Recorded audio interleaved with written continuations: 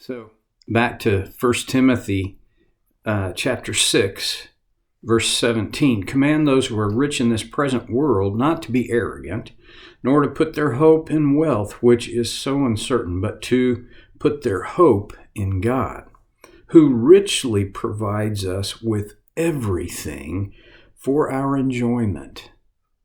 Now, I've gone on and on and on about this.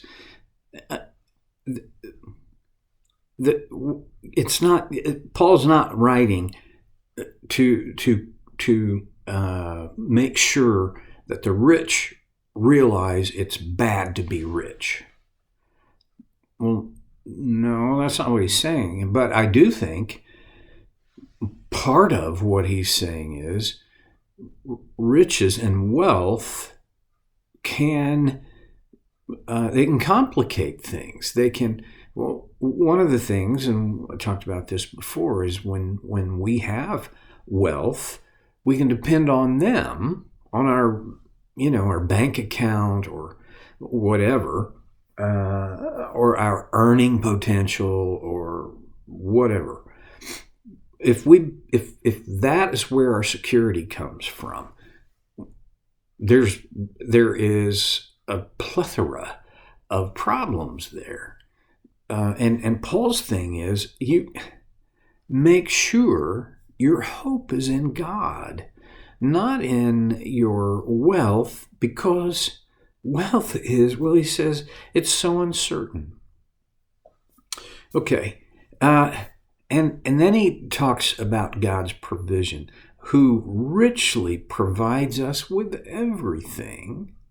It's hard to sometimes hold in mind that whatever I get, it really did come from God.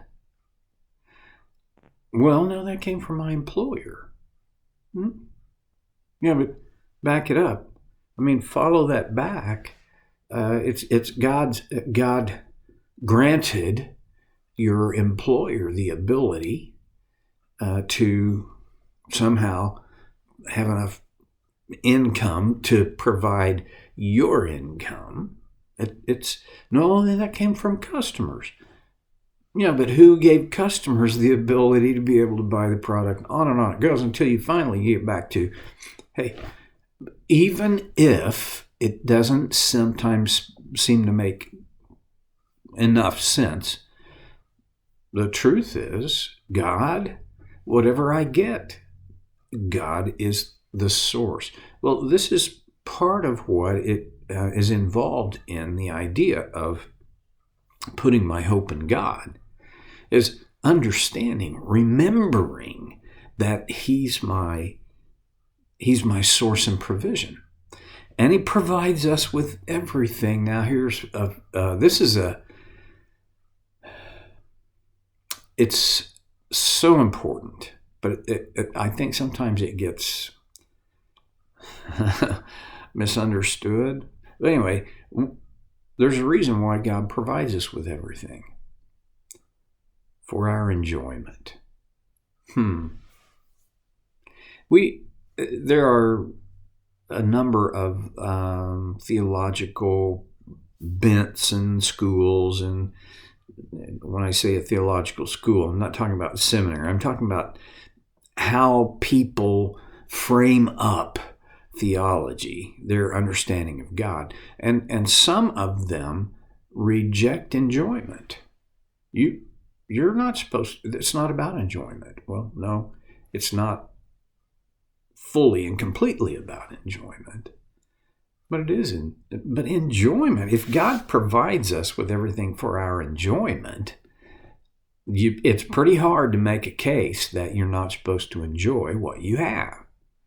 Now, if I make my enjoyment of what I have my primary purpose in life, well, that's not what Paul's talking about. He's talking about enjoyment as a byproduct of putting my hope in God. Then he goes on, so I think this is a little bit of what, at least a way to enjoy God's rich provision. Verse 18, command them to do good, to be rich in good deeds, and to be generous and willing to share. That's, I only know, I don't know, a handful of really wealthy people. And I'm grateful that the really wealthy people that I know, they do this. They do good. They are rich in doing good, rich in good deeds. And basically what that means is well, if you're rich, rich doesn't have to do with the basic minimums. It has to do with overages. And these people, they don't just do good. They go way past just doing good, right? Does that make sense? Rich in good deeds. How, a little pause on the trail here to ask, not a guilt inducer, but just this is a point to do a little reflective thinking, observationally, not judgmentally, just observationally. How rich in good deeds do you want to be? You've ever had that question asked? I doubt it.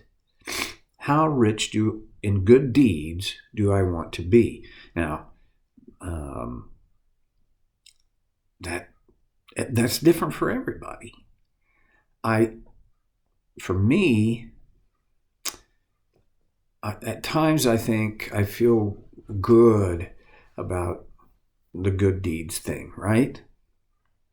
But even in that set, even when I feel good, what I want is more good deeds.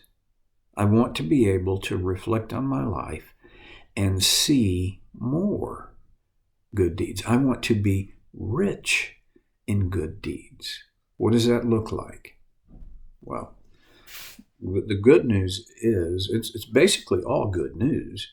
The good news is there are, I'll be very conservative and say, hundreds, maybe thousands of ways to be rich in good deeds. To do good deeds.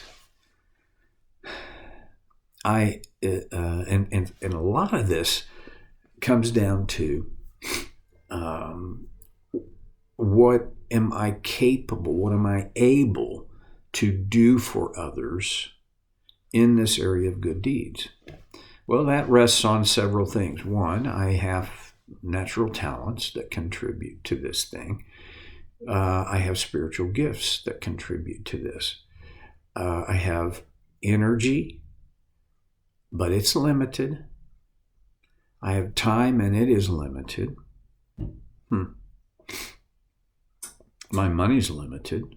And money is a way, it's a vehicle to do good deeds. So I have limitations, and recognizing the limitations, but working within them. That's the key. If you feel like you've got very low level of available capacity, well, work within that. Now, it requires creativity and it requires intention. Sometimes I do good deeds accidentally, not very often. The most consistent in my life, good deeds happen by intention. There are people, it's not just Fred Rogers back then, but there are good people who wake up and their thought is, how can I be useful and helpful to people today? Well, that's at the heart of being rich in good deeds. So back to my question, how rich do you want to be in good deeds? Second question, what changes might you need to make in order to get there? And Paul goes on to say that when you are rich in good deeds, he adds that be generous and willing to share. That's pretty important. Generous. You're, in most instances, if you're going to do good deeds, if you're going to do good, you will need to be generous. Generous with your time. And back to those things: time, energy, my talents, my gifts, my money. One of the ways that this generosity idea can express itself is in a I think it's a skill, it's a talent. For some people, it's a gift. Is truly being present for the other in this moment. You know what it's like to be there, but not really be present. I mean, I think there are times when most of us probably have times when we show up, and that's kind of a generous expression, expressing generosity. We show up, but we're not really there. I'm convinced I'm not the only person that this happens with. Again, let's connect this with intentionality. To be generous, I can't think of a time that being generous doesn't require some intention. I do know this, that the more often you practice generosity, the more normal and natural it feels to be generous.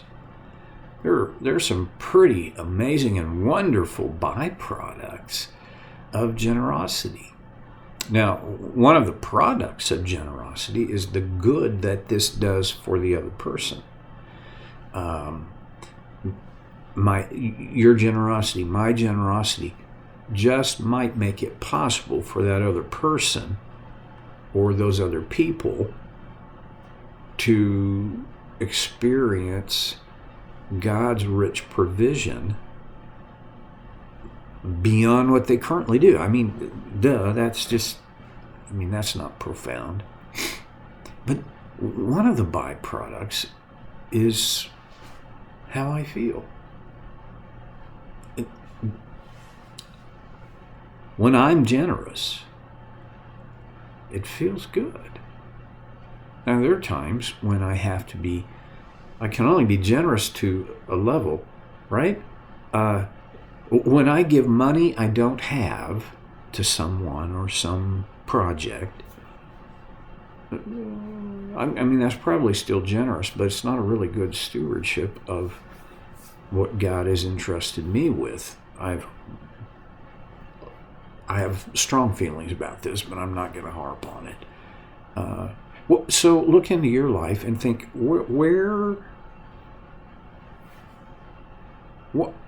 how can I engage this idea of generosity, this willingness to share? In our culture, the easy answer usually is, I'll give them some moolah, right? I'll pass along some cash. It is a legitimate way. But what about the other? The time, energy, the presence, the utilizing your gifts and skills and talents. Look around. If you're at your limit, then steward that limit well. But many of us, I'd even say most of us, haven't reached the limit yet. Maybe there's more you could do. It's not about so God will like you. No, it's not about that. We've talked about that a ton. He already likes you. But there are other reasons, good reasons. Well, past my time, so I'm going to shut up and shut it down. I'll see you next time on Soul Care with Stevie Boy.